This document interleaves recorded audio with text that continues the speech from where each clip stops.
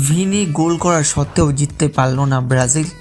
তবু আজকের ম্যাচে জেতার কথা ছিল মরক্কোর, কেনই বা জিততে পারলো না? খারাপ ফুটবল ব্রাজিল, যেখানে প্রথম 21 মিনিটের মাথায় সাইবারি মরক্কোর হয়ে গোল দেয়, সেখানে কিন্তু 1-0 এগিয়ে যায় এখানে মরক্কো। অন্যদিকে ব্রাজিল দেখতে থাকে, কিন্তু প্রথম হাফে একদম 31-এর মাথায় ভিনি জুনিয়র আবার একটি গোল দেয়, যেখানে আপনাদেরকে জানাই 1-1 ম্যাচটি কিন্তু প্রথম হাফ সমাপ্ত হয়, যেখানে আবারও দ্বিতীয় হাফ শুরু হয়, কিন্তু দ্বিতীয় হাফে একটাও গোল আসলো না। সেই পর্যন্ত ফাইনাল টাইম অর্থাৎ ফুল টাইমে কিন্তু 1-1 হয় স্কোর লাইন। এই কারণে ম্যাচটি হয়ে যায় ড্র। তবে মরক্কো এই ম্যাচে ভালো খেলেছিল, মরক্কো জেতা ডিজার্ভ করে। সেখানে ব্রাজিল এই ম্যাচে অতটা ভালো খেলেনি। দ্বিতীয় হাফে অবশ্যই মরক্কো বেশি চান্সেস ক্রিয়েট করেছিল আমার মতে, কিন্তু এখানে এরম ফুটবল যদি খেলে তাহলে বিশ্বকাপ থেকে ছিটকে যেতে হবে ব্রাজিলকে। আপনাদের মতামত যদি কী বলে নিচে কমেন্টে জানান। যদি